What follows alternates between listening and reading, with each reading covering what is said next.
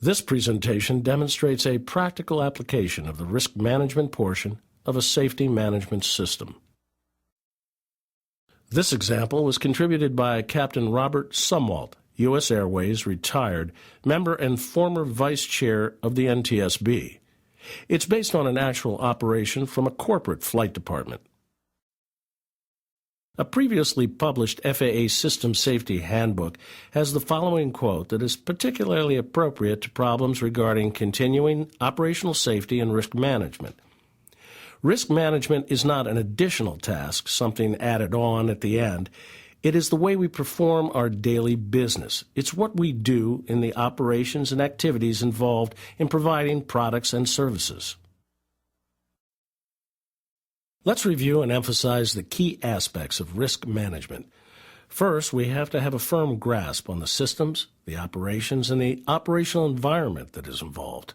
This allows us to identify potential hazards such as system problems, operational task difficulties, and the environmental conditions that could pose a risk to the organization.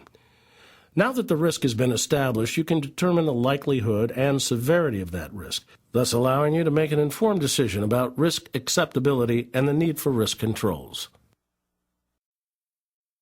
In the Appendix 1 of AC 120-92A, you can find the word description of the SRM process. The objective here is for you to become comfortable with the SRM process as a flow of decision-supporting and decision-making activities instead of just a list of requirements in which you check the blocks. The SRM workflow follows the 5 steps of any decision-making process. These steps are: Step 1, design and context. This is where the system analysis block fits, as it requires an understanding of the system and environment in which the system exists. Step 2, specific information. Hazard identification fits in this block. Here you gather specific information and facts to identify conditions that may represent a danger to your organization. Step 3, analysis. This is where you analyze the hazards and decide what risks they present to your operation. Step 4, risk assessment. This is the point in the process where a risk matrix may be used to determine the likelihood of the risk and how severe the consequences of that risk may be. Depending on the outcome of this assessment, the risk may be acceptable or unacceptable. If the risk is acceptable, you're finished, and the information is transferred to the safety assurance workflow. If the risk is unacceptable, you move on to Step 5, action problem resolution. Here, corrective or preventative strategies are formulated to either eliminate the risk or mitigate it to an acceptable level. Once these controls are implemented, they are run back through the safety risk management workflow to ensure they accomplish their purpose without introducing additional risk. The SRM workflow starts with system analysis, which in turn starts with identifying the operational process found in the SMS framework, Section 2.1.1, which is in Appendix 1 of the AC-120-92A as amended. The level of detail is only that needed to identify reasonably foreseeable hazards or to address hazards already identified. In this case, the flight operations are being planned into the Hilton Head, South Carolina airport. As the slide says, the operations are being conducted under 14 CFR Part 91 by a corporate flight department transporting company executives to business activities. The operations are being conducted in medium turbine airplanes by a professional aircrew. From here, we'll go through a brief description and analysis of the system, the environment, and the operational tasks. This airport is in a coastal area on the east coast of the United States. The airport elevation is 19 feet above mean sea level, and there is open water immediately northeast of the airport. Now we'll take a look at the facilities of the airport. Here's the airport's single runway. It's 4,300 feet long, which is adequate for the aircraft used, but possibly marginal for operations at high weights, at night, or in low IFR conditions. The airport has a tower, but it's only operational during daytime and early evening hours. During night operations, pilot-controlled lighting is available. Now we continue to look into the airport's physical environment for anything that might affect the safety of arrivals and departures into and out of the airport. This could consist of many things, but for the purposes of this example, notice there are numerous trees mentioned in the departure procedures for this airport. For IFR operations, the Hilton Head Airport has only non-precision approaches. None use intermediate step-downs, and none have vertical guidance. The most accurate of these approaches, the localizer DME approach to runway 21, also requires radar to initiate the approach. Two of the approaches, and the only one that allows for a straight-in landing on runway 3, require operational, approach-capable, IFR-approved Global Positioning System GPS equipment with a current database. From our analysis of the system, the operations, and the environment, we identify two potential hazards. One, the lack of precision approach facilities, and two, the lack of an operational tower at night. We might have identified other hazards, but for the sake of the example, we'll stick with these two because it's not expected that companies will be able to address every conceivable hazard, but they are expected to exercise due diligence to identify and address reasonably foreseeable hazards. The expectation of the SMS framework is that companies need to have a method of documenting and tracking hazards and the actions taken. This can be paper, a simple computer file, or a sophisticated IT system, depending on the operator. On the surface, neither of these hazards represents an immediate no-go.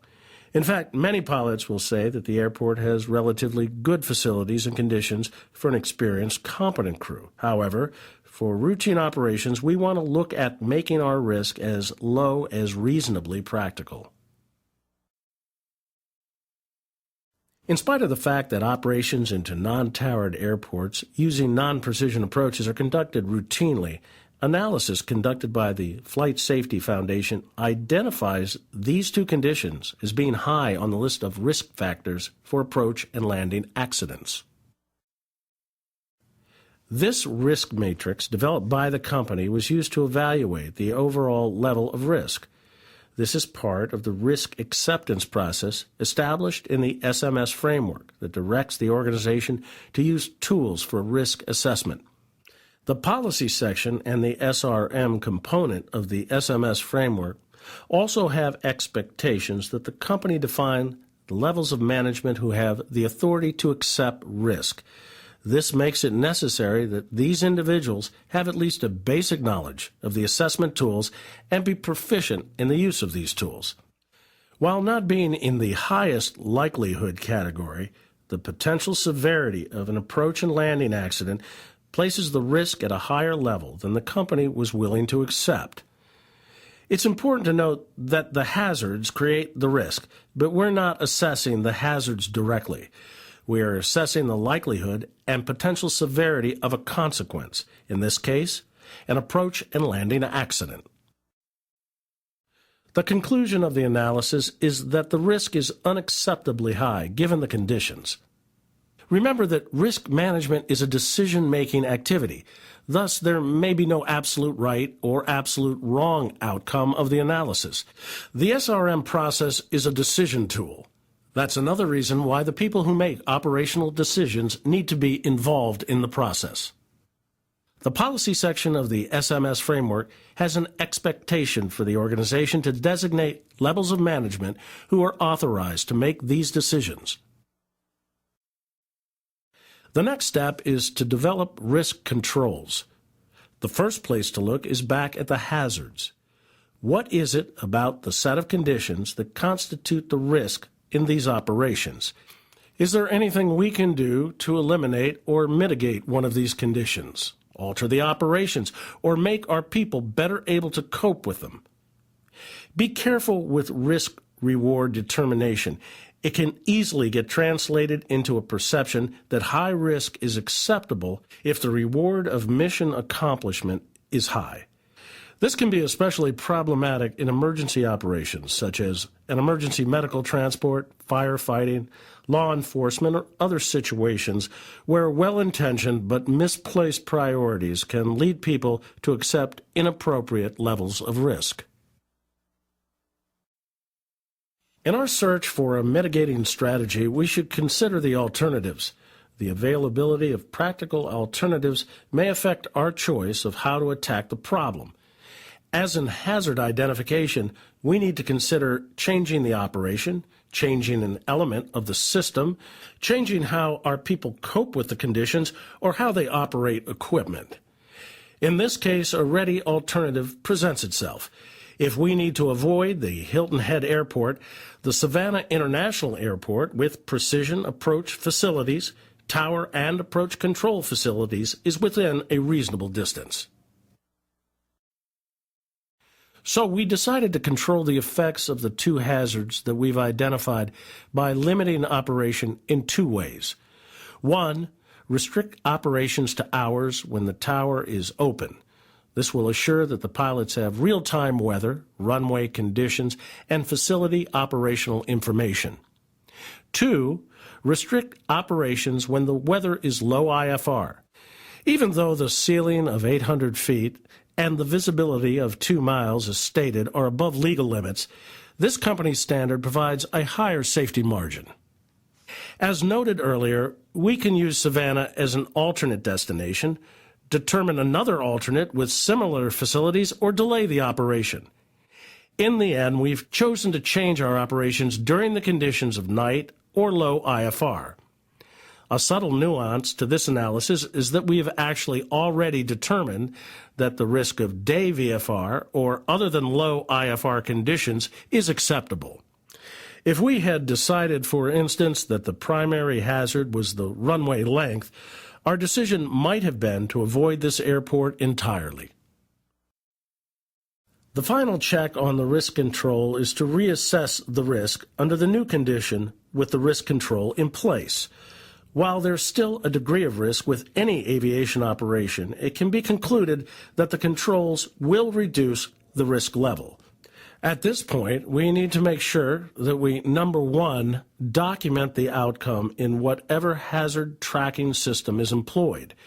Number two, monitor the performance and effectiveness of the risk controls. And number three, communicate these controls to the employees involved in the operations. The necessity for a feedback loop between SRM and subsequent assurance activities is also defined in the SMS framework. As you can see, even before their famous flight of December 17, 1903, the Wright brothers recognized the need for risk management. This quote from Wilbur Wright, written 2 years earlier, exemplifies the Wrights' attitude. It's clear that their attitude toward risk management was a key element in their ultimate success. We trust this presentation has been helpful in explaining the principles of safety risk management. However, if you have any other questions or need further assistance, please contact the SMS program office at the numbers listed.